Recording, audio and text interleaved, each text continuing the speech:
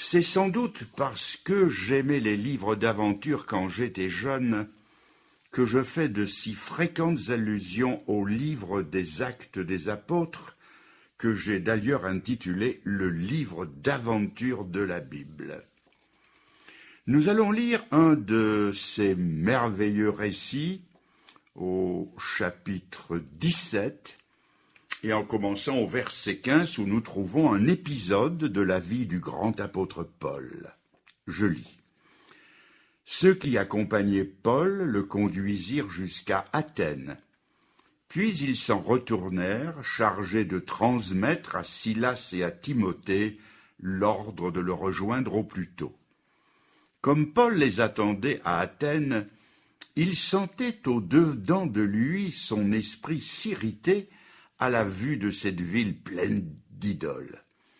Il s'entretenait donc dans la synagogue avec les Juifs et les hommes craignant Dieu, et sur la place publique chaque jour avec ceux qu'il rencontrait.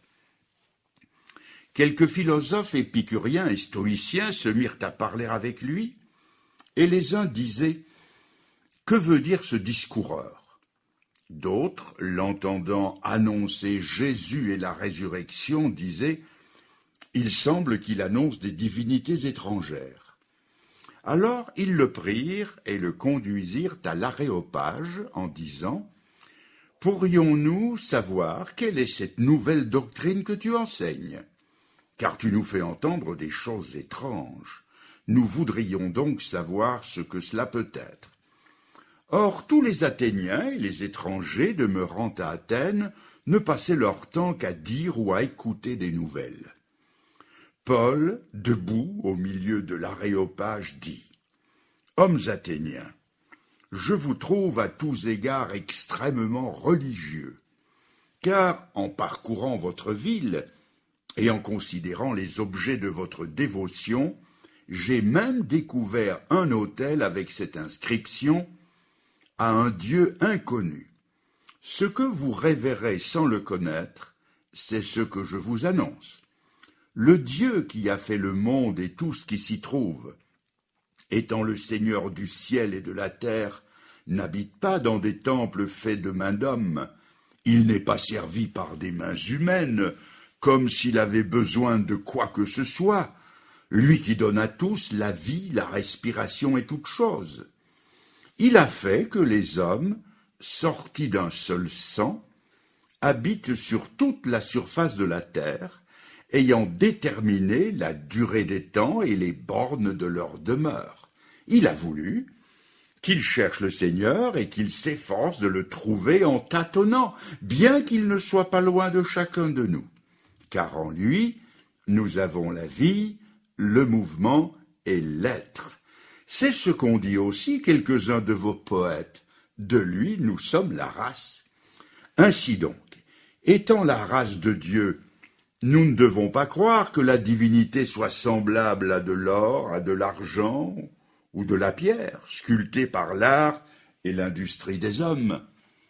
Dieu, sans tenir compte des temps d'ignorance, annonce maintenant à tous les hommes en tout lieu qu'ils aient à se repentir. Parce qu'il a fixé un jour où il jugera le monde selon la justice, par l'homme qu'il a désigné, ce dont il a donné à tous une preuve certaine en le ressuscitant des morts. Lorsqu'ils entendirent parler de résurrection des morts, les uns se moquèrent et d'autres dirent « Nous t'entendrons là-dessus une autre fois. » Ainsi Paul se retira du milieu d'eux. Quelques-uns, néanmoins, s'attachèrent à lui et crurent.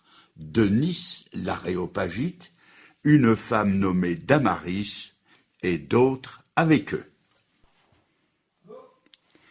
À l'époque où se situe ce récit, si Rome tenait solidement en main les rênes du monde, et si ses légions invaincues déferlaient sur le monde alors connu, Athènes, qui avait perdu sa puissance militaire, n'en gardait pas moins un rayonnement intellectuel quasi intact. Tout ce que le monde antique avait d'art et de culture se rencontrait à Athènes.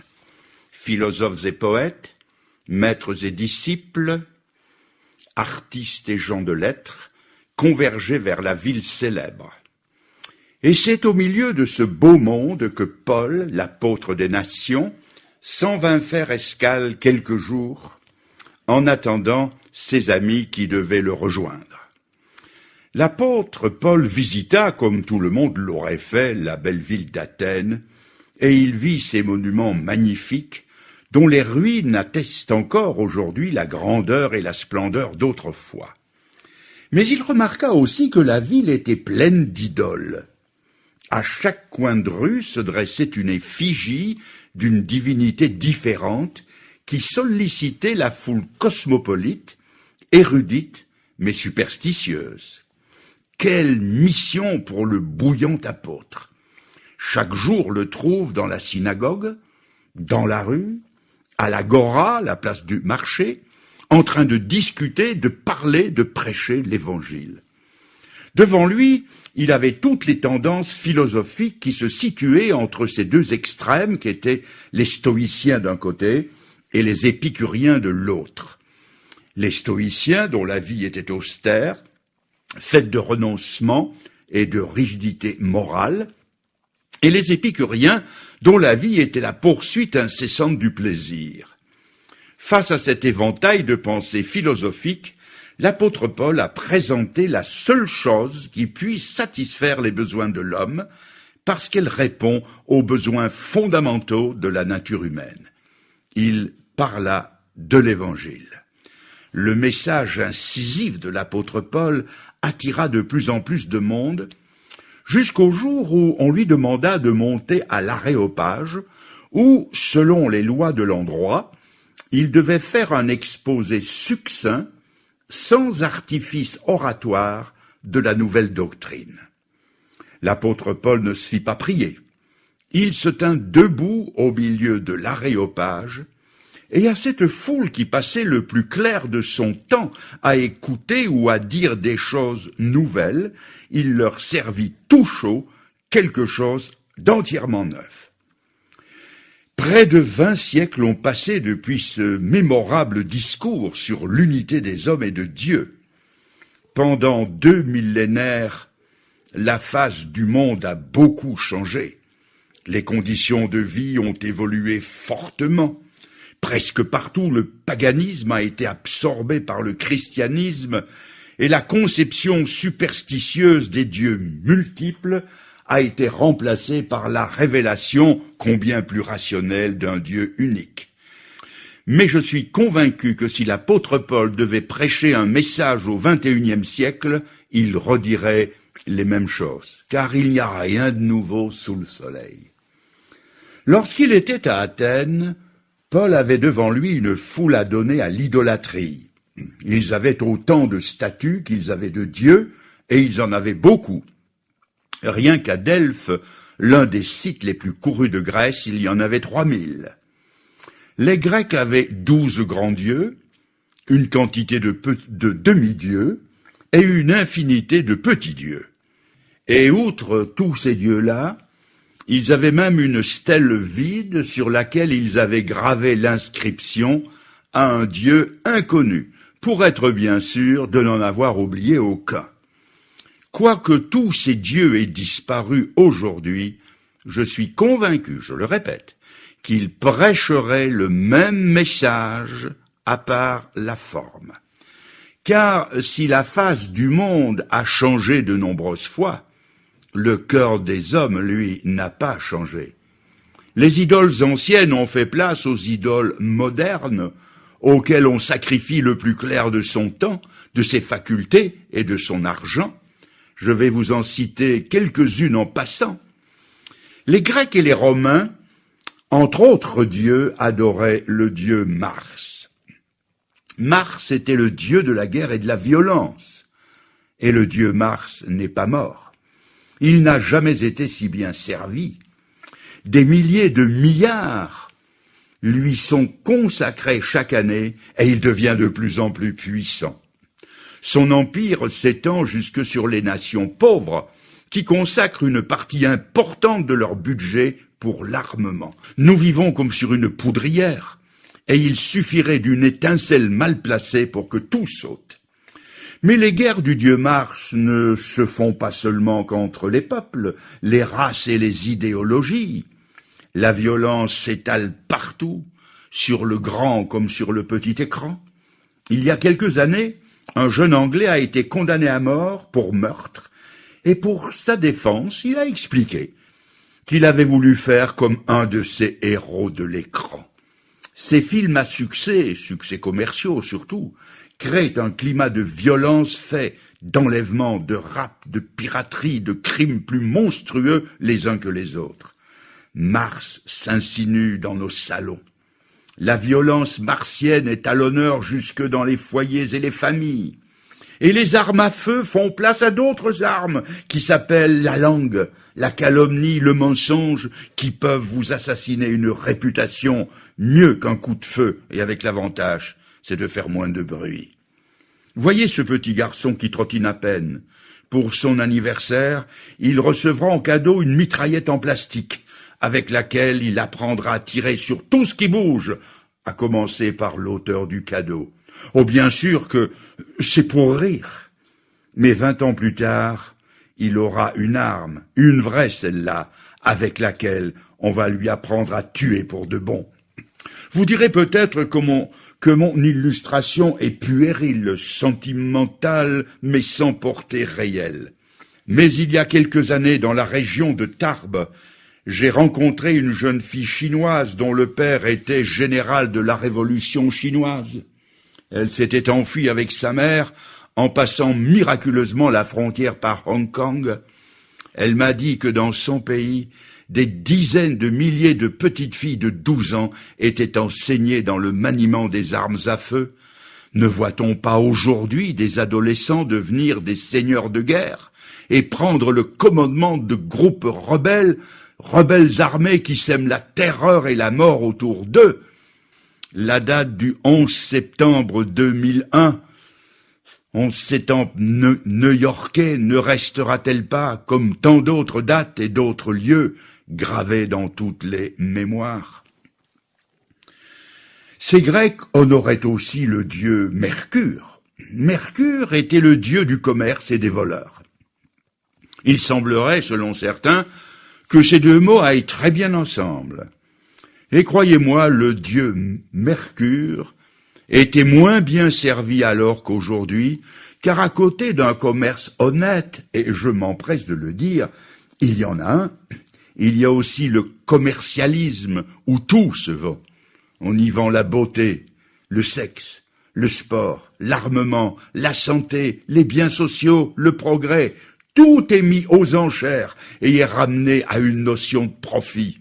Et pour y parvenir, on n'hésitera pas à faire toutes sortes de tripotages, d'arnaques, de pots de vin ou de transactions par-dessous la table. Il s'en faut de peu pour que la nature ne soit mise aux enchères. La religion elle-même n'échappe pas au commercialisme.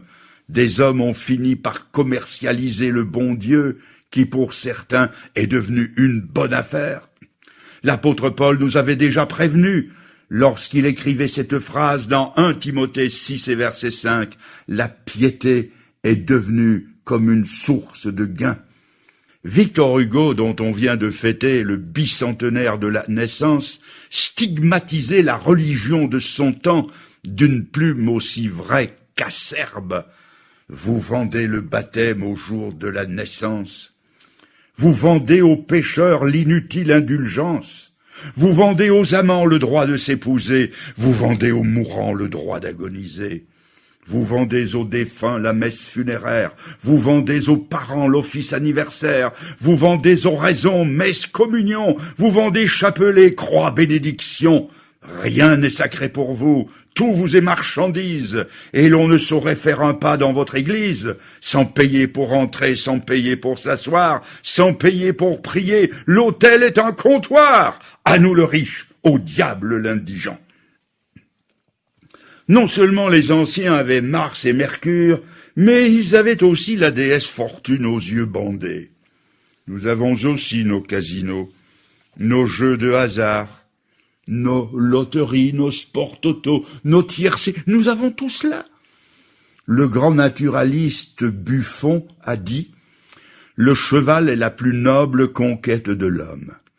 Il pourrait aujourd'hui, en pensant au tiercé, inverser son propos et dire que l'homme est la plus noble conquête du cheval. Des millions de gagne-petits y jouent et y perdent leur gagne-pain, leur honneur et celui de leur famille, dans le désir de s'enrichir rapidement. Dans notre siècle qui se veut érudit et matérialiste, la superstition est si grande que si le tirage du gros lot de la loterie a lieu un vendredi 13, la vente des billets se multiplie par 5, bien que le nombre des billets gagnants reste toujours le même. Ah, cette déesse fortune! Un jour, un rabbin est allé voir un homme très riche et grippe-sous jusqu'à l'avarice, et il lui a fait une leçon de choses, en lui disant « Regarde par la fenêtre et dis-moi ce que tu vois. » « Je vois la rue, des femmes et des enfants, a-t-il répondu. Puis il lui a dit « Voici un miroir. Qui vois-tu » ? « Je me vois moi-même. » Et le rabbin lui a dit « Vois-tu la différence entre la vitre et le miroir ? C'est que derrière le miroir, il y a une mince pellicule d'argent. Et c'est elle qui t'empêche de voir les autres pour ne plus voir que toi-même. » Les Grecs encensaient aussi la déesse Vénus, la déesse de la sensualité, et notre époque n'est pas en reste, elle n'a rien à apprendre de l'Antiquité. La lubrique et sensuelle déesse n'a jamais été aussi bien servie. J'ai vu de mes yeux vus, sur un kiosque à journaux, cette inscription « Une nouvelle divinité, le corps de la femme ». On ne peut pas aujourd'hui vous vendre une voiture ou une lame de rasoir sans vous présenter une pin-up à l'anatomie généreusement dégarnie. La sensualité est là qui nous attend à la sortie de nos maisons. Elle franchit nos seuils, elle s'installe dans nos journaux, à la télévision, dans la mode. Elle partage nos moments de détente et elle nous conditionne à notre insu. D'ailleurs, combien de jeunes femmes n'ont pas pu résister à sa sollicitation?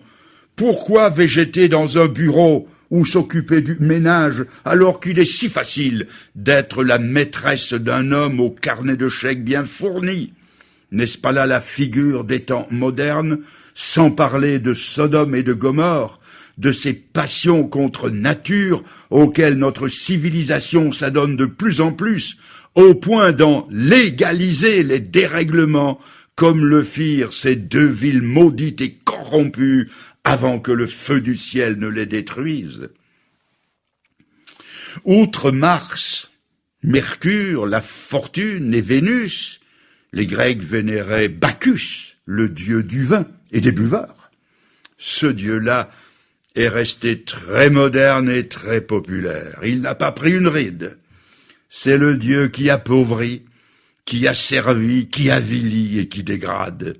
C'est le Dieu du rire qui s'achève en sanglots, le Dieu de l'oubli momentané et des réveils de cauchemar.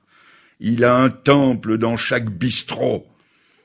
Il a un autel dans chaque bar d'appartement. Il a pour culte la dive bouteille et pour encens les relents d'alcool. Ses adorateurs se retrouvent dans toutes les couches de la société, depuis le Crésus qui roule en Rolls-Royce jusqu'au clochard qui dort sous les ponts. L'offrande qu'on lui fait est incroyablement élevée. Selon les statistiques, à une certaine époque, l'alcoolisme rapportait à la France 52 milliards par an et lui en coûtait 154.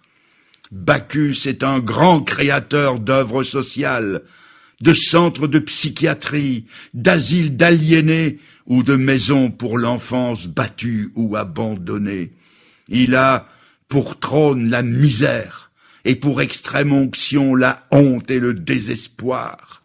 Mais Jésus-Christ est plus fort que ce Dieu-là, et je connais des dizaines de cas d'hommes et même de femmes qui étaient pieds et poings liés à la coupe infernale et que Jésus-Christ a délivré. Près de chez nous, Un homme avait ruiné l'honneur de sa famille et perdu une situation enviable. Il avait bu l'équivalent d'une maison et un jour, il est venu écouter une conférence comme celle que vous écoutez ce soir. Il s'est effondré en sanglots et il a mis sa foi en Jésus-Christ et il est devenu un nouvel homme respectable et respecté. J'en connais un autre qui était transporteur. L'alcool a conduit sa famille dans la misère la plus noire. Alors que son camion était son seul gagne-pain, il s'est littéralement sabordé. Il est allé jusqu'à vendre les roues de son camion pour satisfaire sa dégradante passion. Et Jésus est venu frapper à la porte de sa vie. Il l'a transformé complètement. 3 ans après, il avait épongé ses dettes qui s'élevaient à plus de 100 000 euros. Et maintenant, c'est un homme qui prêche l'évangile autour de lui et qui gagne des âmes à Jésus-Christ. Oui, Jésus-Christ est plus fort que tous ces dieux-là, parce que la Bible dit, dans la première épître Jean au chapitre 5 et verset 20, parce qu'il est le Dieu véritable et la vie éternelle. Ils avaient aussi, ces Grecs, le dieu Morphée, le dieu des songes qui était fils de la nuit et du sommeil. C'est ce Morphée qui a donné son nom à la morphine.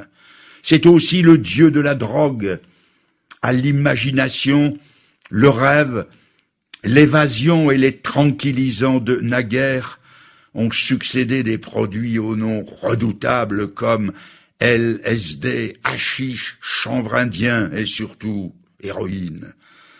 Les marchands de paradis artificiels qui se gardent bien d'y goûter vendent de l'enfer, un bonbon, une cigarette truquée, puis tout doucement on en arrive à la seringue, la piqûre, et puis à l'esclavage qui inexorablement conduit à la mort.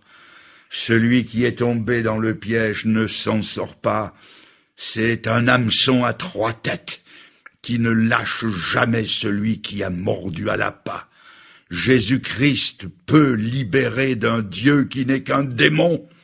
Je vous conseille de vérifier ce que je dis et d'aller faire un tour dans une des bonnes librairies évangéliques et de vous procurer un de ces livres qui parlent des rescapés de la drogue. J'ai sauté 3 ou 4 000 de ces divinités pour en arriver à ce Dieu inconnu dont parle Paul. Il y avait un socle, une stèle vide sur laquelle était gravé un Dieu inconnu. L'homme ne connaît pas ce Dieu-là, mais il le pressent, il le redoute, et il veut au moins ne pas l'oublier et s'attirer ses faveurs. Et comme on ne prend jamais trop de précautions, on lui avait fait un socle vide avec la mention « un Dieu inconnu ». Aujourd'hui, ce Dieu inconnu existe toujours. Beaucoup de gens ne le connaissent pas, bien qu'ils aient une religion. Et comme on le redoute et le craint, on lui fera, disons, 4 grandes visites dans la vie. Une au baptême, où l'on offrira des dragées aux invités. Une autre vers 11 ou 12 ans, à la communion, et on lui brûlera un cierge. Une 3e visite vers les 20 ans, et on lui fera quelques vœux à l'occasion du mariage, puis, via la chapelle, une dernière visite, ou conduit au cimetière sur 4 pneumatiques, on fera l'éloge funèbre. Disons-le ouvertement, c'est avoir un Dieu de plus parmi tant d'autres. Dites-moi, est-ce ainsi que vous traitez, le grand Dieu des cieux? 4 visites en une vie, ou 1 ou 2 par an, ou une visite par semaine au pas de course le dimanche matin? Non, vous ne traiteriez pas votre fiancé, ou votre femme, ou votre mari, ou votre meilleur ami avec une telle désinvolture. Mais peut-être qu'après tout, vous avez agi par ignorance. Vous ne le saviez pas, comme les Athéniens qui ne le savaient pas non plus. Je vous lis donc le verset 30. Dieu, sans tenir compte des temps d'ignorance. Dieu fait table rase du passé. Il ne nous fait pas grief de notre ignorance. Avec lui, on peut repartir à zéro. Il se révèle comme le Dieu qui ne veut pas la mort du pécheur, mais qui veut sa repentance, qui veut lui accorder son pardon afin qu'il vive et soit sauvé pour partager son royaume, sa félicité et son éternité. Nous allons maintenant entrer dans le vif du message apostolique. Tout d'abord, dans le message inspiré de l'apôtre Paul, Dieu nous révèle son identité. Ce Dieu inconnu, qui est-il? Au verset 24 et 25, nous lisons « Dieu a fait le monde et tout ce qui s'y trouve. Il est le Seigneur du ciel et de la terre. Il n'habite pas dans des temples faits de mains d'hommes. Il n'est pas servi par des mains humaines, comme s'il avait besoin de quoi que ce soit. Lui qui donne à tous la vie, la respiration et toutes choses. Voilà qui est Dieu. » Job, le patriarche, a fait la découverte de Dieu. C'était un grand Dieu. Élie, le prophète, a découvert que c'était un Dieu, pas seulement un Dieu grand, mais un Dieu juste. Ésaïe, un autre prophète, a découvert que c'était un Dieu saint, tellement saint que les anges dans le ciel se voilent la face et crient l'un à l'autre « Saint, Saint, Saint, l'Éternel, voilà qui est Dieu !» Voltaire a dit un jour « La Bible dit que Dieu a fait l'homme à son image, mais l'homme le lui a bien rendu. » Nous aimons nous faire un Dieu à notre mesure, un Dieu à l'image de nos sentiments décadents, et nous emprisonnons ce Dieu-là dans des idées qui nous servent et nous arrangent. Nous le mettons dans notre moule et nous le façonnons à notre image en lui prêtant nos sentiments.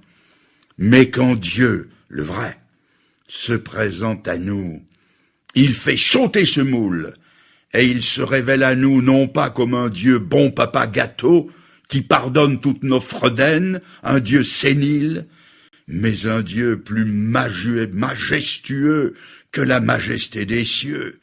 C'est un Dieu saint et redoutable, plus pur que la lumière la plus pure, un Dieu qui appelle le péché péché et qui le condamne sans appel. Mais aussi, nous l'avons lu, ce n'est pas seulement un Dieu grand, un Dieu juste, un Dieu saint, c'est un Dieu proche. Et je lis le verset 28, « Car il n'est pas loin de chacun de nous. En lui, nous avons la vie, le mouvement et l'être. C'est aussi un Dieu qui parle. Vous me trouverez, dit l'Éternel, si vous me cherchez de tout votre cœur. » C'est un Dieu proche, surtout parce qu'en Jésus-Christ, il s'est rendu semblable à nous. Il est venu partager notre vie, nos circonstances, nos joies et nos souffrances. Dieu, en Jésus-Christ, a compris l'homme parce qu'il est devenu un homme. Et si l'immensité de la création nous fait connaître sa puissance et sa divinité, pour nous faire connaître son cœur, il nous conduit à la crèche de Bethléem, où il vient naître dans un monde hostile comme un tout petit enfant. Il refait notre histoire depuis le début, mais pour comprendre la proximité de Dieu, il faut aller plus loin que la crèche de Bethléem. Il faut aller jusqu'à la croix du Calvaire, où là, il devient tellement homme, tellement moi, tellement nous, qu'il apparaît revêtu de notre péché. Il va s'identifier à nous dans une mesure tellement totale qu'il va même partager notre mort.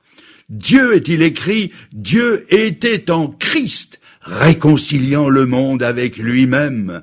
2 Corinthiens 5. Si je devais donner un autre titre à cette prédication, je pense que j'écrirais « Dieu n'est pas loin ». Certes, il est grand, il est saint, il est redoutable, mais c'est un Dieu proche et qui nous aime. N'est-il pas dit de lui ? Dans Jean 3,16, oui, Dieu a tellement aimé le monde qu'il a donné son Fils unique, afin que quiconque croit en lui ne périsse point, mais qu'il ait la vie éternelle. Après s'être fait connaître à nous, Dieu nous fait faire connaissance avec nous-mêmes. Et je lis au verset 29, « Car nous sommes sa race. » Nous sommes sa race. Pas moins que cela. Dieu est créé à l'image de Dieu. C'est un être moralement responsable, capable de faire la distinction entre le bien et le mal, et surtout capable de dire non à la loi des instincts. Et puisque l'homme est ainsi uni à un Dieu éternel, il a une destinée éternelle. Quelle origine et quelle destinée que celle de l'homme! Il vient de Dieu et il va vers Dieu. Quelle déchéance que ce qu'on nous propose aujourd'hui! Que sommes-nous? Une cellule de protoplasme, une réaction chimique, un accident dans l'univers, une absurdité, quel néant! Ne venant de rien et n'allant vers rien, l'homme n'est rien. Les philosophes d'aujourd'hui ne voient rien dans ce monde, même pas l'homme. Ils accrochent un panneau sur l'univers et ils écrivent « Il n'y a personne ». Inutile de frapper, personne ne répondra. Il n'y a personne, même pas nous, puisque nous ne sommes pas censés être là. Et si nous y sommes, nous ne devrions pas y être. Notre présence dans l'univers est une erreur de plus. Mais la Bible dit que nous sommes de la race de Dieu. Elle va plus loin. Elle précise que nous sommes issus d'un même sang, ce que confirme la biologie moderne. Le pygmée de la forêt équatoriale, l'aborigène d'Australie, l'indigène de la Patagonie, ou les membres et descendants des familles royales européennes au prétendu sang bleu, ont les mêmes groupes sanguins et sont tous compatibles entre eux. Nous sommes non seulement unis à Dieu, mais nous sommes unis les uns aux autres par le sang. Ainsi, quant au sang, nous sommes tous frères, quelle que soit la couleur de notre peau ou notre arrière-plan culturel.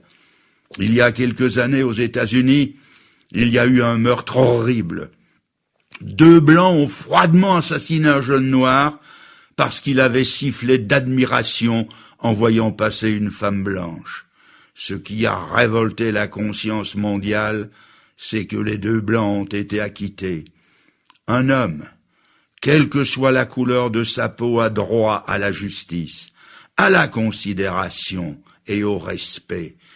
Et c'est à cause de cette phrase de l'Écriture, tous issus d'un seul sang, que cette chrétienne et femme de pasteur qu'était Madame Beecher Stowe a écrit ce livre fameux, La case de l'oncle Tom, qui a été l'ouvrage de base de la libération des esclaves aux États-Unis.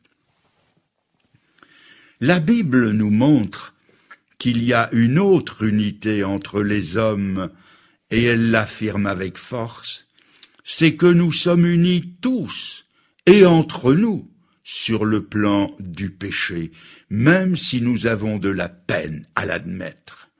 S'il y a une unité ou une égalité entre les hommes plus que partout ailleurs, c'est sur ce plan-là. La Bible dit « tous ont péché ».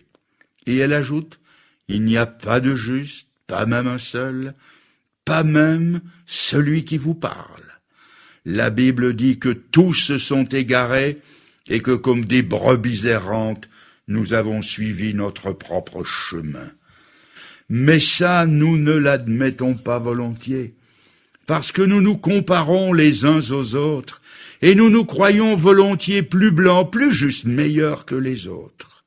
Si bien que le mépris hautain que certains affichent sur le plan racial, beaucoup l'affirment aussi sur le plan spirituel.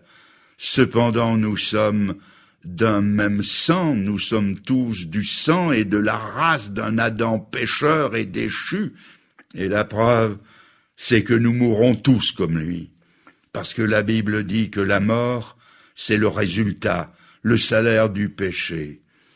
Si nous sommes si mal renseignés sur nous-mêmes, c'est parce que nous sommes mal renseignés sur Dieu. Car connaître Dieu, c'est se connaître soi-même.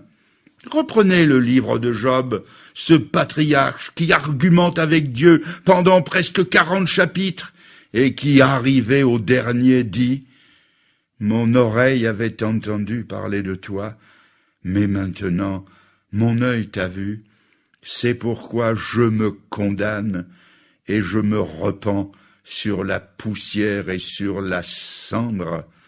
En connaissant Dieu, il fait connaissance avec lui-même, il a horreur de lui-même. Lorsque Dieu vint trouver le grand prophète Élie, et passa devant lui dans un doux murmure et une douce brise, le prophète Élie s'enveloppa la tête d'un manteau et n'osa plus rien dire. Lorsque le juste prophète Ésaïe vit le Seigneur dans son temple, il s'écria « Malheur à moi ! Je suis un homme perdu, car je suis un homme aux lèvres impures, au milieu d'un peuple aux lèvres impures. » En découvrant la véritable nature de Dieu, il se découvre lui-même. Et même quand l'apôtre Pierre, dans la tempête sur le lac de Tibériade, va faire la rencontre avec Jésus marchant sur les eaux, il va lui dire au comble de la terreur, « Seigneur, éloigne-toi de moi, car je suis un homme pécheur. » C'est quand je comprends Dieu que je me comprends moi-même et que je mesure toutes mes insuffisances. Après s'être fait connaître à nous et après nous avoir fait faire connaissance avec nous-mêmes, Dieu va maintenant nous faire connaître son message. Au verset 30, on lit « Dieu, sans tenir compte des temps d'ignorance, annonce maintenant à tous les hommes et en tout lieu qu'ils aient à se repentir. » C'est le message de Dieu. Il ordonne à tous les hommes qu'ils aient à se repentir. Il n'y a pas d'autre moyen. L'option ne nous est pas laissée, et j'espère que jusqu'à mon dernier souffle, ma prédication restera toujours axée sur la repentance.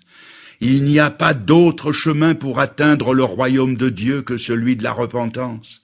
L'homme doit reconnaître son péché, il doit le confesser, il doit l'abandonner. C'est la repentance à tous les niveaux, envers soi-même, envers son prochain et envers Dieu. La repentance est un des grands mots-clés de la Bible. Et Jean-Baptiste, qui était pourtant le précurseur du Seigneur, a prêché d'abord le message de la repentance, car c'est elle qui nous pousse dans les bras du Sauveur. La deuxième partie du message de Dieu après la repentance est au verset 31. Parce que Dieu a fixé un jour où il jugera le monde entier selon la justice, par l'homme qu'il a désigné, ce dont il a donné à tous une preuve certaine en le ressuscitant des morts. Il a fixé un jour où il va juger le monde. Il y a un mot qui est aussi omniprésent dans la Bible que la repentance, c'est le mot jugement. Et c'est en vue de ce jugement que la Bible nous dit « Prépare-toi à la rencontre de ton Dieu. Le jour est proche, où toutes les choses cachées seront mises en lumière, et où les choses les plus lointaines seront rappelées avec précision, et où toutes les choses honteuses et secrètes de la vie des hommes seront exposées au grand jour. Pas un péché ne manquera à l'appel. Les hommes auront beau se cacher dans les cavernes et les rochers des montagnes, et crier « Montagne, tombez sur nous, et cachez-nous devant la face de celui qui est assis sur le trône et devant la colère de l'agneau », Dieu amènera chacun converti à la barre de son jugement, et il nous en donne la preuve en poursuivant au verset 31, ce dont il a donné à tous une preuve certaine en le ressuscitant des morts. La résurrection de Jésus-Christ est aussi la garantie du jugement de Dieu. Quel sera en ce jour-là le motif d'inculpation? Ce sera le rejet du salut de Dieu. On n'est pas perdu parce que l'on a été profane, ou parce que l'on a été vain, ou parce que l'on a volé, ou parce que l'on a menti, ou parce qu'on a commis l'adultère. Non, ce n'est pas là la première cause de perdition. La première et grande cause de la perdition des hommes, c'est le rejet du salut de Dieu. Dieu, dans son amour, nous offre son pardon. Bien plus, il nous offre la puissance de vivre une autre vie. Mais si l'homme rejette cette unique offre de salut, il est évident qu'il n'y a plus de salut pour lui. Et puis, encore un mot. Par qui le jugement va-t-il se faire? Il est écrit « par l'homme qu'il a désigné ». Et la Bible dit que le Père a remis tout jugement entre les mains du Fils, c'est-à-dire Jésus-Christ. Jésus, que vous avez peut-être jugé dans votre cœur, et à qui vous avez répondu négativement, comme ces hommes de l'Évangile. Nous ne voulons pas que celui-ci règne sur nous. Jésus sera, au jour de la grande arrivée, l'arbitre unique de la qualification ou de l'élimination éternelle. Mais avant cette terrible journée, n'oublions pas que la Bible affirme que Dieu n'a pas envoyé son Fils dans le monde pour qu'il juge le monde, mais pour que le monde soit sauvé par lui. Le grand plan de Dieu est un plan de salut et d'amour. Il ne devient perdition que pour ceux qui le rejettent obstinément. Voilà le message de Dieu. Faire connaissance avec un Dieu grand, un Dieu juste, un Dieu saint et un Dieu proche. Faire connaissance avec soi-même comme étant de la race de Dieu, mais pécheur et perdu. Faire connaissance avec le message de Dieu et par la foi acquiescer à la repentance, le jugement et l'amour. Il y a maintenant deux attitudes possibles envers ce message. Et ces deux attitudes, je les trouve dans les réactions de ceux qui ont écouté la prédication de Paul au verset 32. Lorsqu'ils entendirent parler de résurrection des morts, les uns se moquèrent et les autres dirent « Nous t'entendrons là-dessus une autre fois ». Deux attitudes possibles, avons-nous dit, celle des moqueurs, qui avec un sourire ironique, comme envers Paul, disent ou pensent « Vous usez votre salive pour rien ». Nous vous entendrons là-dessus une autre fois, le plus tard possible.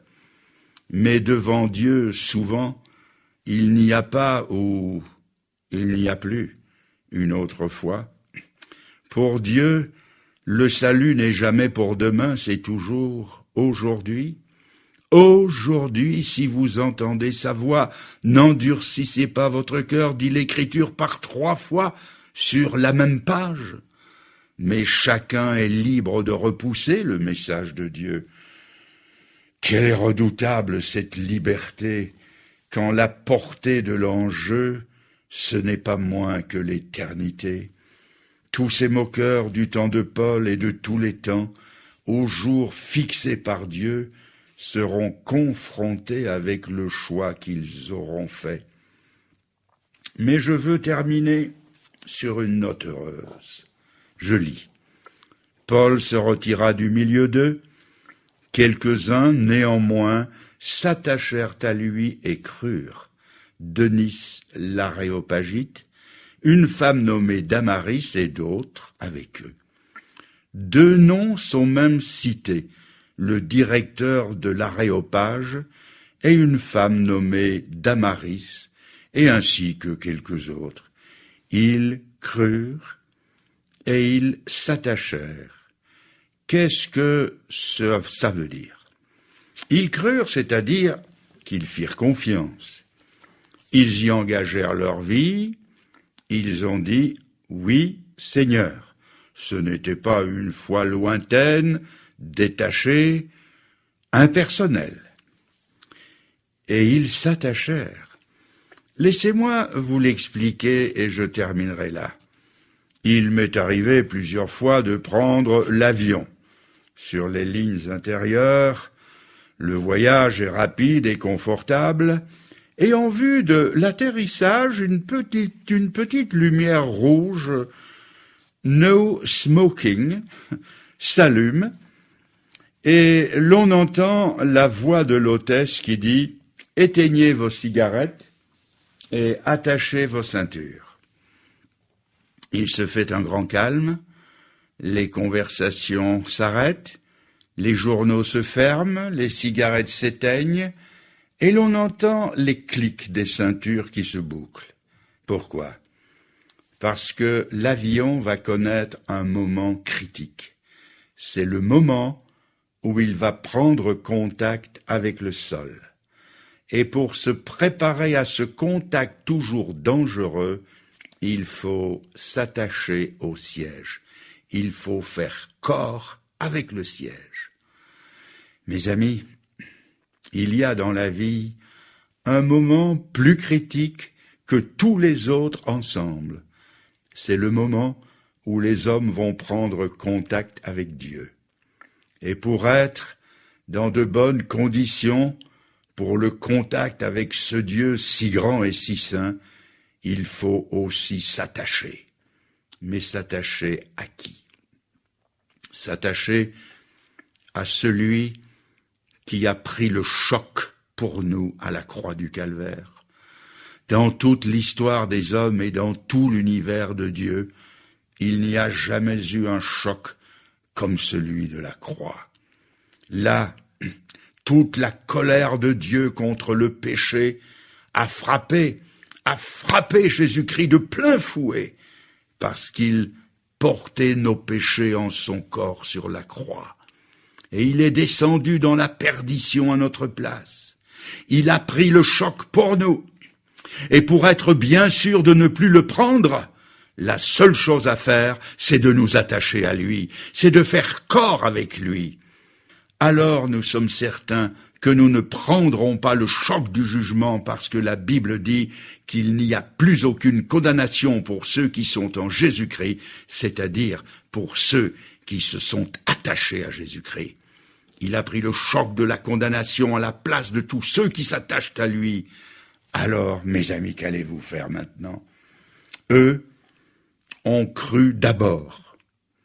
Ils ont ajouté foi à l'offre du salut et ils se sont attachés au Seigneur et à ceux qui, de la part de ce même Seigneur, leur annonçaient le salut. À vous de répondre à l'appel. Au moment où je vous parle, le message est capté par la technique. Il sera proposé sans doute sous forme de traité ou sous forme de CD ou de cassette. Et c'est pourquoi je vous dis que où que vous soyez, ou bien ce soir, ou quand vous aurez ce CD, cette cassette, au bureau, pendant la pause repas, dans le train, dans votre voiture, sur une place de parc, le soir à la maison ou à 10 000 mètres d'altitude dans le confort d'un vol par avion, vous pouvez vous aussi, en cet instant, vous tourner vers le Seigneur et vous donner à lui. Tandis que ces minutes s'égrènent et se terminent, recueillez-vous. Et dans une prière intérieure, dites-lui ce que vous pouvez lui dire en peut-être le répétant intérieurement, dites-lui, Seigneur, vous pouvez reprendre ces paroles à votre compte, Seigneur, tu as parlé à mon cœur plus d'une fois au cours de cette soirée. C'est comme si j'avais entendu ta voix et je veux m'y plier. Dites-lui encore, je me repens de mes péchés, de tout le mal que j'ai fait. Je te demande pardon d'avoir fait de toi un si petit Dieu à la mesure de mes pensées humaines.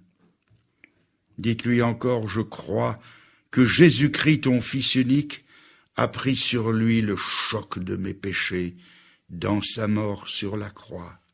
Dites-le lui, je crois qu'il est vivant, Je crois qu'il reviendra, et je m'attache à lui maintenant, et je ferai route avec ceux qui m'ont montré le vrai chemin du salut.